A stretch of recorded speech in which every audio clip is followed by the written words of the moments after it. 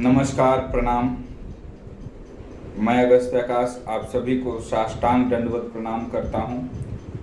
आप सभी के सामने आज एक महत्वपूर्ण मुद्दे के साथ आया हूं।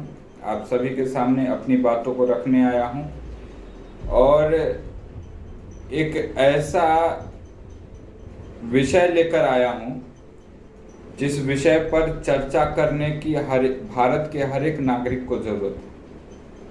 हर एक आम आदमी जो हर रोज अपने जीवन को चलाने के लिए संघर्ष करता है, अपने जीवन को चलाने के लिए हर रोज भाग दौड़ भरी जिंदगी में व्यस्त रहता है, उन सभी व्यक्तियों के लिए आज मेरा ये संदेश है।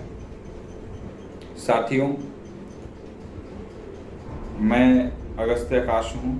मैं राष्ट्रीय कार्यकारी अध्यक्ष हूँ अखंड भारत निर्माण सेना का, और आज मैं आप सभी लोगों के बीच इस वीडियो के माध्यम से आया हूँ क्योंकि आप सभी लोगों से कुछ बातें करनी हैं। ये बात है कि हमारे उत्तर प्रदेश के प्रदेश अध्यक्ष श्रीमान पवन कुमार मिश्रा जी, जिनकी धर्मपत्नी श्रीमती प्रीति मिश्रा जी जौनपुर जिले के वार्ड नंबर 16 से जिला पंचायत सदस्य के लिए खड़ी हुई। जी हाँ साथियों, एक आम आदमी आपकी बंद आवाजों के बीच से एक बुलंद आवाज के रूप में पूंजीपतियों की लड़ाई में कूद पड़ा है। अब ये आपके ऊपर है कि आप पूंजीपतियों को जिताकर फिर से उन्हें वैसा व्यक्ति चुनना चाहते हैं जो 5 साल आपके साथ नहीं रहेगा, अपने परिवार के साथ, अपने घर में, अपने आलीशान घर में, और गाड़ी से आकर कभी कभी हालचाल पूछ लेगा, या तो वो भी नहीं पूछेगा, या तो इस देश के लोकतंत्र में पहला परिवर्तन करते हुए अपने समाज के बीच से अपने साथ बैठने वाले, अपने साथ उठने वाले, हर एक चौक चौराहे पर मिल जाने वाले उस व्यक्ति को चुनना चाहते हैं जो आपके साथ है, जो आपके ही बीच से है, जो आपके बीच से मध्यम वर्गीय परिवार से है, जिसके पास उतनी पूंजी नहीं है कि उन पूंजीपतियों के साथ, उन पूंजियों के खेल में, उन पैसों के खेल में वो उतर सके। लेकिन आपकी आवाज़ को बुलंद करना उसने महत्वपूर्ण समझा और इस महत्वपूर्ण बात को रखने के लिए उसने चुनाव में उतरने का फैसला लिया। ये फैसला थोड़ा कठिन था साथी। ये फैसला लोगों के लिए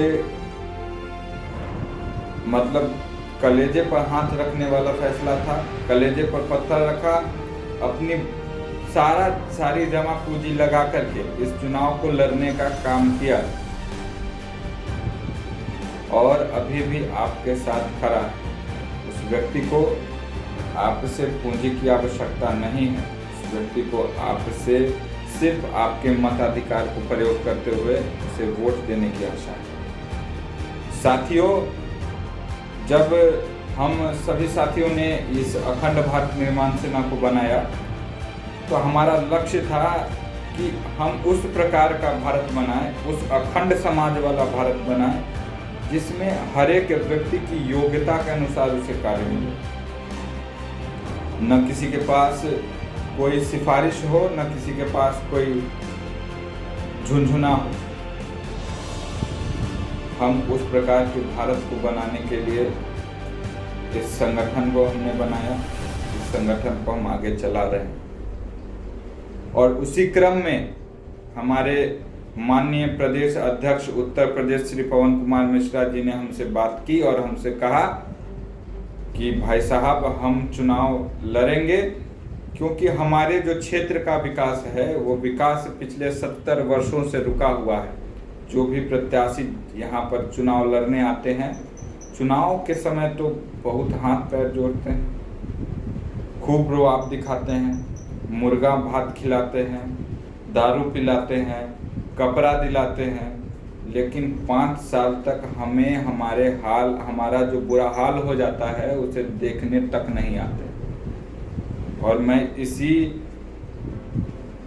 नियम को बदलना चाहता हूँ। मैंने कहा आपका स्वागत है, और मैंने उनका समर्थन किया और उन्हें कहा कि ठीक है, आप मैदान में उतरे, हम आपका सहयोग करेंगे। साथियों, जब मैंने ये बात कहा कि हम आपका सहयोग करेंगे, तो ये मैंने अपने ओर से नहीं कहा, मैंने सब की ओर से कहा। मैंने पूरे समाज, पूरी जनता की ओर से कहा कि हम आपका सहयोग करेंगे। और सहयोग हमें कैसे करना है साथियों? तो हमें उस व्यक्ति को वोट देना है और उसे भारी से भारी मतों से विजयी बनाना है। हमारा लक्ष्य रहेगा कि क्षेत्र में जितने भी विद्यालय हैं, हर एक विद्यालय में 6 दिन जो कक्षा चलती है, 6 दिन में हर एक विद्यालयों का निरीक्षण हर रोज होगा। हर एक विद्यालयों में हमारे जनप्रतिनिधि हर रोज पहुंचेंगे और उसका निरीक्षण करेंगे कि पढ़ाई किस प्रकार से चल रही है, क्योंकि शिक्षा इस देश में बहुत ही लचर व्यवस्था के रूप में उभरती आ रही है। उस लचर व्यवस्था को सीधा करना हमारा पहला प्रयास है, और हम एक छोटे प्रयास से आगे बढ़ना चाहते हैं साथ। और इस प्रयास में हम आगे बढ़ते हुए अगला हमारा कदम होगा, जितने भी कच्ची सड़कें हैं, जो हमारी माताएं बहनें बरसात के समय में कादो माटी हेल करके और वहाँ पर अपने अपने घरों को जाती हैं, उन सभी कच्ची सड़कों को बनवाने का कार्य करेंगे। तीसरा कार्य, रोजगार एक बहुत बड़ी समस्या उभरती आ रही है साथी, और इस देश की बड़ी बड़ी पार्टियां सिर्फ वादे कर रही हैं, कार्य जमीनी स्तर पर किसी का दिख नहीं रहा। इसी क्रम में हम एक ऐसी व्यवस्था करेंगे जिसमें पुरुषों को तो मिलेगा ही, लेकिन घर में जो गृहिणी महिलाएं हैं, उनके पास उनके पतियों की कमाई के अलावा कोई जमा पूंजी नहीं होती है। हम उनके लिए भी रोजगार मुहैया कराएंगे साथियों। चौथा कार्य हम करेंगे कि जितनी भी वहाँ पर घूमने की व्यवस्था हो सकती है, जितने भी अच्छे अच्छे जगह हैं, उनको और विकसित करके वहाँ पर ऐसा करें कि पर्यटन का कुछ स्थल बने, जिससे वहाँ के जो आम लोग हैं, वहाँ पर जो स्थानीय जो व्यापारी हैं, उनका व्यापार बढ़ सके। हमें उस पर भी ध्यान देना है साथियों। मैं ये वादा नहीं करता हूँ, मैं ये वादा कह नहीं रहा हूँ, मैं कह रहा हूँ कि ये चीज़ होगा और ये चीज़ हम करके रहेंगे। और अगर ये चीज़ नहीं कर सके तो आपके सामने फिर से मुंह नहीं दिखाऊंगा। ये मेरा वादा है, ये वादा मैं करता हूँ, और ये मैं अपनी माता पिता अपने पूरे परिवार को साक्षी मान के करता हूँ। साथियों, इस देश की स्थिति इसलिए बिगड़ चुकी है कि इस देश के ग्रामीण इलाकों में विकास पहुंच ही नहीं पाया है। बिजली जलाने को लोग विकास समझ रहे हैं, और हम दूसरे देशों में जहां पर हर एक चीज, खेती भी एक विकसित रूप में उभर कर आती है, उससे अपनी तुलना कर रहे हैं। ये किस प्रकार से सही है? मैं इस देश के नेताओं से पूछना चाहता हूं, किस प्रकार से सही है? हम उस खेती, उस कृषि में भी सुधार लाने की कोशिश करेंगे। अगर श्रीमती प्रीति मिश्रा जी इस चुनाव को जीत जाती हैं, जो कि मुझे पूर्ण विश्वास है कि आप अपने बीच से, अपने समाज से लोगों, अपने समाज के इस व्यक्ति को, इस महिला को जिताने का भरपूर प्रयास करेंगे, क्योंकि मैं आपसे आग्रह कर रहा हूं, अगर प्रीति मिश्रा जी चुनाव को जीतती हैं तो कृषि में भी सुधार के लिए हम मुख्यमंत्री तक जाएंगे। अगर नहीं हुआ तो हम धरना प्रदर्शन करेंगे, लेकिन कृषि में सुधार करने के लिए हम भरपूर प्रयास करेंगे। साथियों, हमने देखा और अभी तक हमने जितना अनुभव किया है उसमें हमने देखा कि जितने भी सरकारी विद्यालय हैं उनमें पढ़ाई सही ढंग से नहीं हो पाती और बच्चों को प्राइवेट ट्यूशन की तरफ जाना पड़ता है।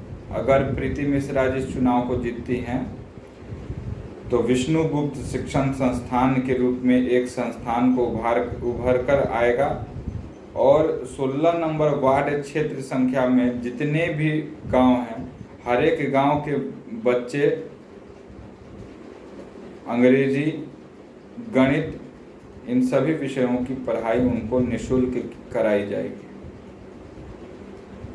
साथियों, मैं इन सभी बातों को आपके सामने इसलिए रख रहा हूँ क्योंकि मैं जानता हूँ कि ये चीज़ होगी, क्योंकि पवन कुमार मिश्रा जी के भी बच्चे सरकारी विद्यालयों में पढ़ते हैं। और बाकी किसी एक प्रत्याशी का नाम बता दीजिए जिसके बच्चे सरकारी विद्यालयों में पढ़ते हैं।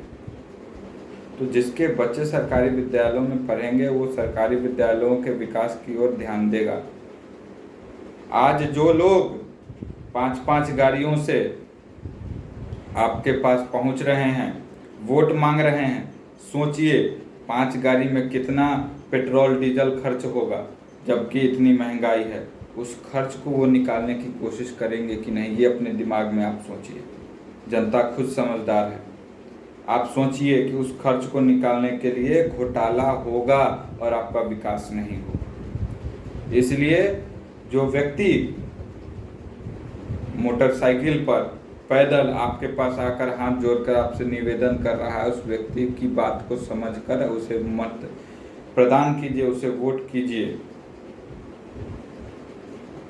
और आपका ये मत व्यर्थ नहीं जाएगा। कोई 5 गाड़ी से आ रहा है, कोई 7 गाड़ी से आ रहा है, वो लोग आपको बहकाना चाहते हैं। साथियों, वो लोग आपको बहका रहे हैं। इसी के लिए मैं आपसे विनम्र निवेदन करता हूं कि आप सभी पवन कुमार मिश्रा जी की पत्नी श्रीमती प्रीति मिश्रा को भारी भारी मतों से विजयी बनावे। जय हिंद, जय भारत, वंदे मातरम, भारत माता की जय। नमस्कार, प्रणाम। आप सभी को साष्टांग दंडवत।